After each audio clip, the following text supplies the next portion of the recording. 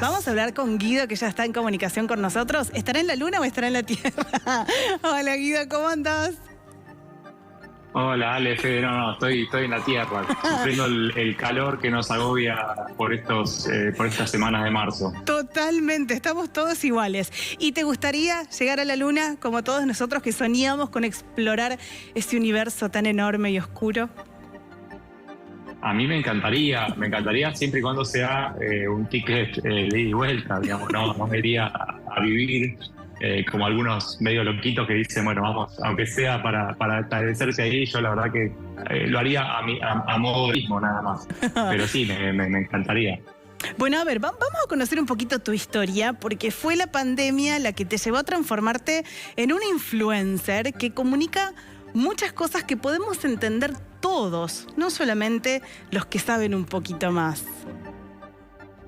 Bueno, vos, como ustedes bien decían, venían hablando del tema del espacio en este programa espacial de hoy.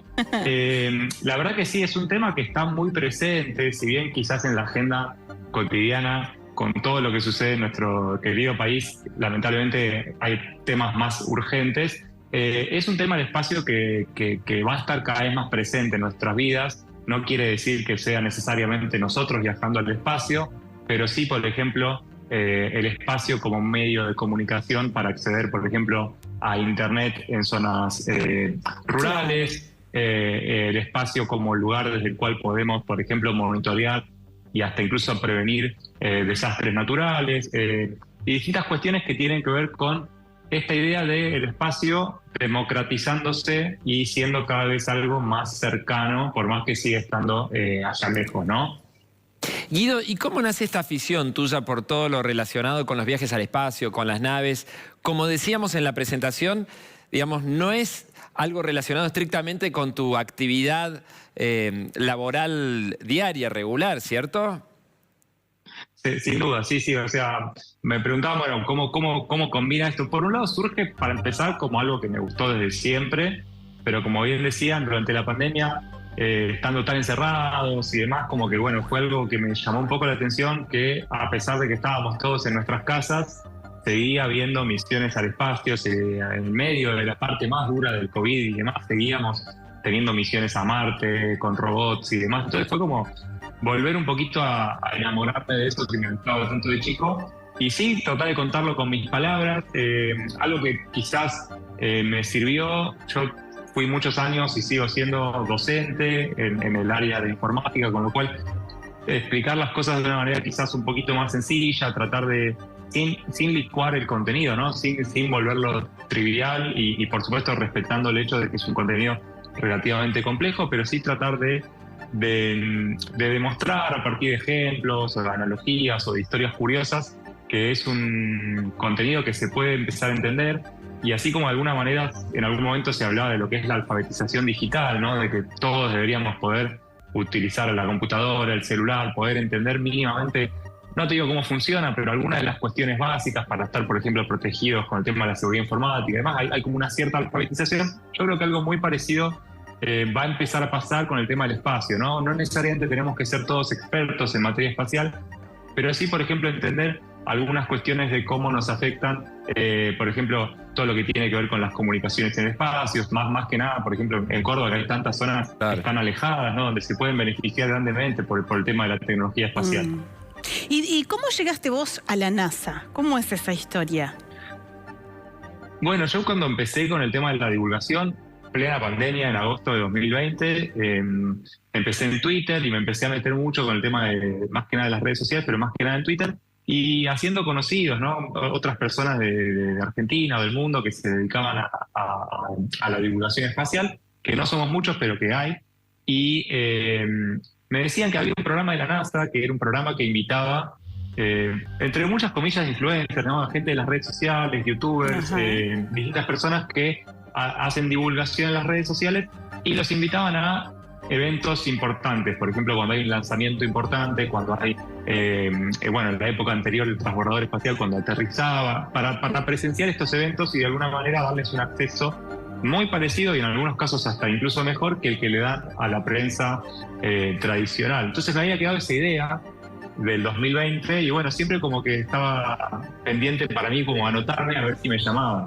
Y quiso el destino que, bueno, la NASA ahora está con este programa muy interesante, que es un programa de retorno a la Luna, ¿no? Por primera vez de aquellas misiones Apolo históricas de la década del 60 y 70, por primera vez la NASA con sus socios europeos, japoneses, canadienses, están haciendo esta idea de regresar a la humanidad a la Luna y llevar por primera vez una mujer a la Luna, lo cual es muy interesante. Y en ese contexto de ese programa iban a hacer el año pasado el primer lanzamiento, que es un lanzamiento de prueba, una cápsula que viajaba vacía, pero un hito muy importante porque era la primera vez que se probaba ese cohete y bueno, como por supuesto una misión muy, muy pivotal para todo ese programa espacial. Así que me anoté y no sé sin duda cuánta gente se anotó, sé que somos muchos conocidos se anotaron y cuando unas semanas después, unos meses después, me llega un correo de la NASA que te llegue a tu correo. Es un montón. Que dice NASA, es un montón. Al principio uno dice, bueno, espera, ¿será de verdad? ¿No será una estafa? Que no sea una estafa virtual, te lo pido por favor. Tal cual, un tío de Nigeria, no sé, bueno, no, esto era de verdad. Y era un mail de la NASA diciéndome que había quedado seleccionado, que me esperaban en tal día y tal lugar y qué sé yo, que tenía que hacer ciertas cuestiones de acreditación de prensa.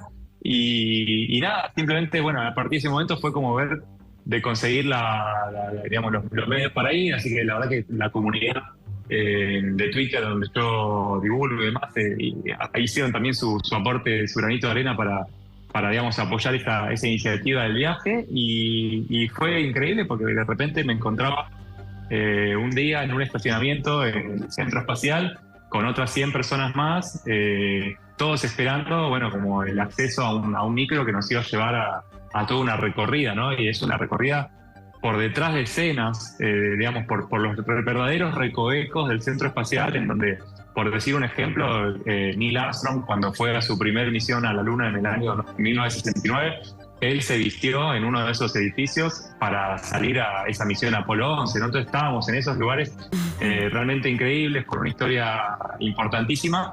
Y bueno, después obviamente la idea era ver ese lanzamiento que lamentablemente por una cuestión técnica del cohete no llegó a salir. Se pospuso. Así que fue como, bueno, claro, tal cual, fue como pasar de algo súper alto, que bueno, esa invitación a la NASA, a ese viaje que fue increíble, y volver a casa con las manos vacías, un poco agridulce, ¿no? Porque sí, bueno, a ver, pude ir, pero no lo pude ver. Pero conociste la NASA.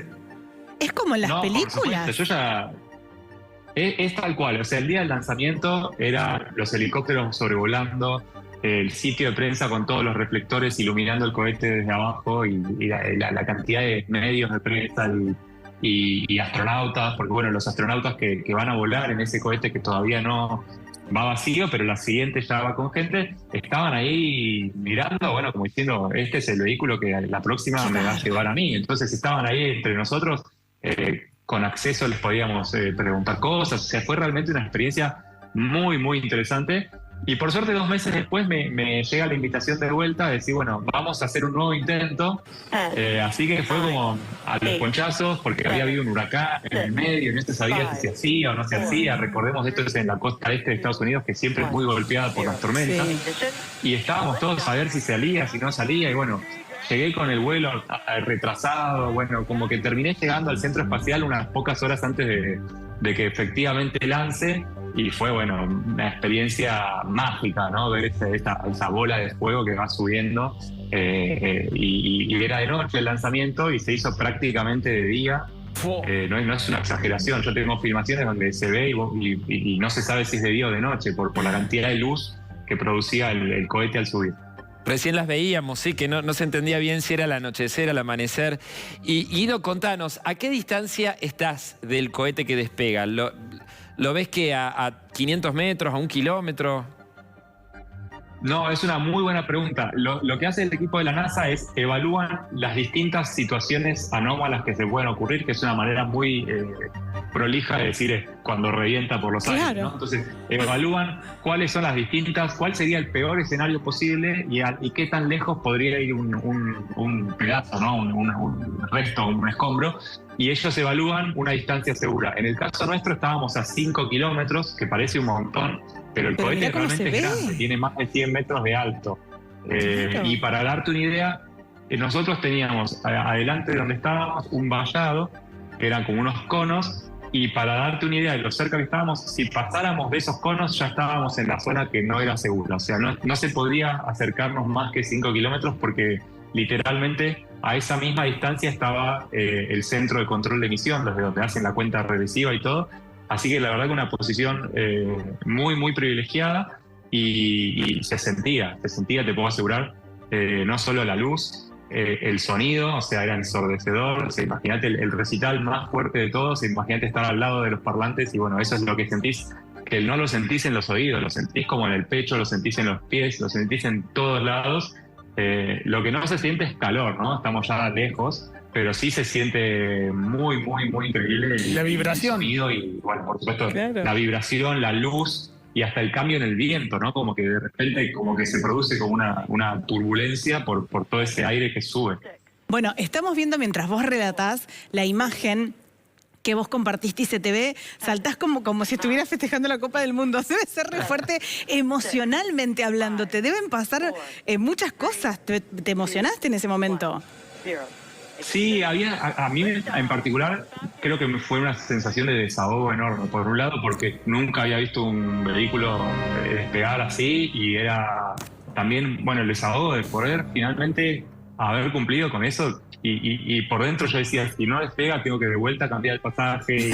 Era un lío. Bueno, ese desahogo todo junto, ¿no? Y a cada persona que estaba ahí le pegaba distinto. Por ejemplo, al lado mío, a un costado, ¿no? No estaba en el cuadro, pero otro chico que viajó y estaba, por ejemplo, emocionado hasta las lágrimas, ¿no? Entonces cada persona era distinto y está súper interesante eso, ¿no? Como que cada persona lo vive de una manera muy personal y que representa eso para cada uno, ¿no?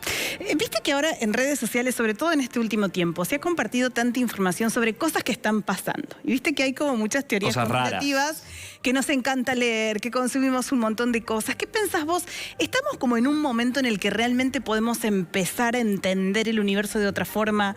¿Vos crees que sí van a empezar a pasar cosas que esto va a cambiar nuestro entendimiento del universo o por ahora son solo teorías conspirativas? ¿Vos te referís, por ejemplo, al tema de que hubo, no sé, estos artefactos aliens que aparecen o algo? Sí.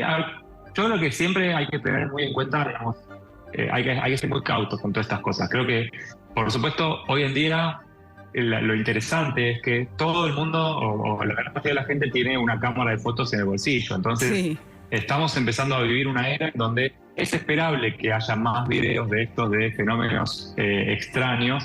Algo que quizás no se conoce mucho es que incluso en Argentina la Fuerza Aérea también tiene una oficina que uno puede mandar sus videos y sus fotos de fenómenos extraños y ellos intentan explicarlos. Y es muy interesante porque, por ejemplo, recrean, bueno, si ese día justo pasaba un satélite por ese lugar donde vos estabas y entonces Claro. te envían después un informe con una explicación. Por supuesto que a pesar de todo eso siempre van a quedar fenómenos que no se puedan explicar y eso es entendible porque no conocemos todo lo que hay en el universo. Pero la mejor frase que para mí describe el tema de las civilizaciones alienígenas y demás es: yo no creo que estemos solos en el universo, sino que estamos muy lejos. Es como que sabemos que en el sistema solar no hay otra vida y van a venir desde otros sistemas, digamos, planetarios. Entonces, creo que es esa idea de, imagínense un gran mar donde estamos cada uno en una isla y iluminamos con nuestra linterna todo alrededor y tratamos de llegar a las otras islas. Y seguro hay otras islas con gente, pero lo más probable es que nuestra linterna no sea lo suficientemente poderosa como para poder iluminarnos entre nosotros. Entonces está esa sensación de estar solos, pero no por estar solos, sino por la distancia. Así que creo que es un poco lo que nos pasa. Quizás algún día, pasado mañana, o en 2 años, o en una década, aterricen los enanitos verdes con sus platos voladores. O de otro color. Y me tengo que tragar las palabras, ¿no? Pero creo que sí, estamos empezando una nueva era espacial, no tanto por el tema del entendimiento de las otras civilizaciones y demás, sino más bien porque los costos del acceso al espacio están bajando, siguen siendo ridículamente caros. Si los comparamos, por ejemplo, a un flete entre 2 ciudades, entre 2 provincias, mandar algo al espacio sigue siendo órdenes de magnitud más caro. Claro. Pero si los comparamos con los precios de hace 2 décadas o hace 3 décadas o incluso los precios de la década pasada, los precios han bajado muchísimo. Algo parecido pasó con la computación, ¿no? Un poco mi rubro, donde las computadoras en la década del 60 era eso que ocupaban una habitación y lo tenían quizás los gobiernos más importantes del mundo, y hoy en día tenemos decenas de computadoras en nuestras casas, en nuestros autos, en nuestros bolsillos, en nuestras pulseras. Entonces, lo mismo va a ir pasando con el tema del acceso al espacio, y creo que eso va a ser lo más interesante, ¿no? Sí, totalmente. Bueno, Guido, un placer escucharte hablar. hermoso. Y te vamos a seguir con tus contenidos a través de las redes. Gracias. No, por supuesto, a disposición, y bueno, si aparece algún fenómeno extraño, atentos y a grabarlo, a ver si Avísanos. Te avisamos. ¿Avísanos o nosotros te avisamos? Un gustazo, Gracias. Chau, chau. Gracias. Gracias, Guido.